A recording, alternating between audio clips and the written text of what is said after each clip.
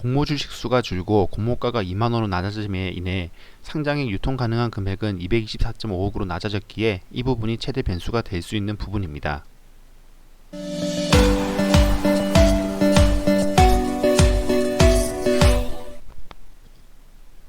안녕하세요, 럭키아빠입니다. 자, 오늘은 다음주 청약 예정인 공구음원에 대해서 한번 알아보도록 하겠습니다. 처음 공구음원이란 기업명을 들었을 때 여자들도 쉽게 쓸 수 있는 전동 공구 같은 것을 제조하는 기업으로 생각을 했는데요. 하지만 실제로는 여성 전문 빅사이즈 온라인 의류 쇼핑몰이라는 사실을 이제서야 알게 되었습니다. 놓칠 뻔한 변수는 무엇인지 기업 분석과 함께 살펴보도록 하겠습니다. 먼저 청약 일정입니다. 다음주 월요일부터 화요일까지 이틀간 청약이 진행이 될 예정이고요. 같은 기간에 세아 메카니스의 공모주 청약이 진행이 될 예정입니다.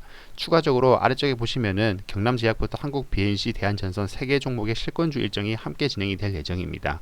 비례까지 청약하시는 분들은 한불이 고려하셔서 자금을 분배해야 되실 것 같고요. 상장은 그 다음 주 23일 수요일에 단독 상장으로 예상을 하고 있습니다. 공고음원의 공모가는 밴드 하단보다도 낮은 최종 2만원으로 결정이 되었습니다. 이로 인해서 시총 및 공모 규모는 많이 낮아지게 됐습니다. 추가로 공모 주식수까지 140만 주에서 112만 주까지 줄어드는 모습이었었고요. 우리사주 물량은 0.9%로 소폭 증가한 모습입니다. 청약은 미래에셋에서 가능하고 균등으로 두 주에서 3주 정도 받을 것으로 예상을 하고 있습니다.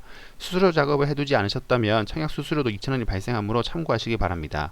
청약 한도에 따라서 증거금은 최대 2억 8천만원까지 청약이 가능하시고요. 수요 예측 결과는 좋지 못했습니다. 기관 경쟁률 참여 건수 및 확약까지 모두 낮은 모습이었습니다. 하지만 공모가가 낮춰짐에 따라 유통금액이 282억까지 줄어든 모습은 긍정적인 모습이라고 볼 수 있겠습니다. 반면에 유통물량 비율은 35.6%로 좋지 않은 모습이었습니다. 다음은 이제 기업에 대한 내용입니다. 공구음원 홈페이지에 들어가 보면 여성 의류 쇼핑몰임을 쉽게 알 수는 있습니다.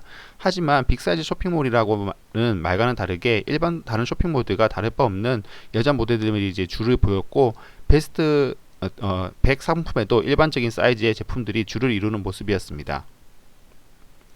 자기 몸을 당당하게 여기는 자기 몸 긍정주의라는 말이 최근에 대두되고 있긴 하지만 아직까지 국내에서는 비만과 고도비만의 비율은 20%가 되지 않는 모습입니다. 공구음원은 국내 20에서 40대 여성들을 고객들을 타겟으로 생각하고 있고 그 중에서도 플러스 사이즈 여성 고객들을 타겟으로 삼고 있습니다.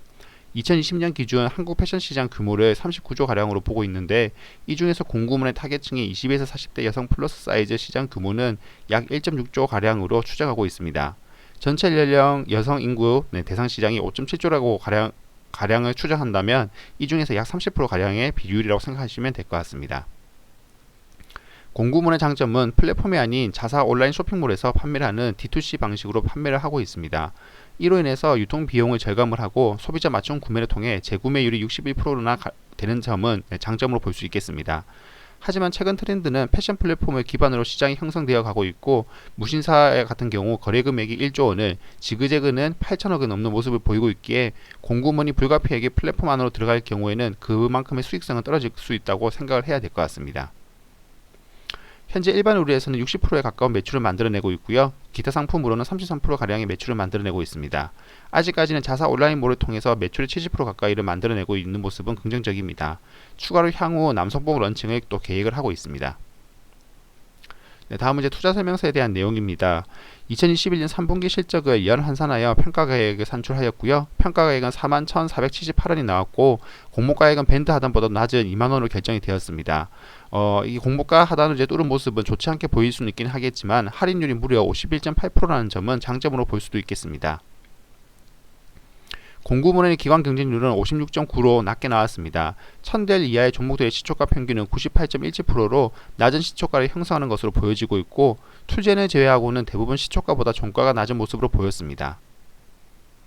다음은 의무 확약입니다. 확약은 단 3건에 불과했습니다. 그나마 15일에 풀청약으로 신청한 연기금인지 은행인지 모를 신청 수량으로 확약은 2.66%를 최종 결정 지었고요. 청약 후에는 이 확약이 5%가량 정도 상승할 것으로 예상을 해보고 있습니다.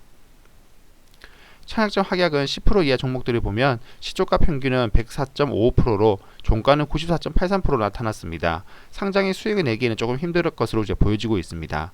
심지어 기관 경쟁률 1000대 1 이하의 종목들을 시초가 평균을 보면 97.44%로 더 낮은 모습이었습니다.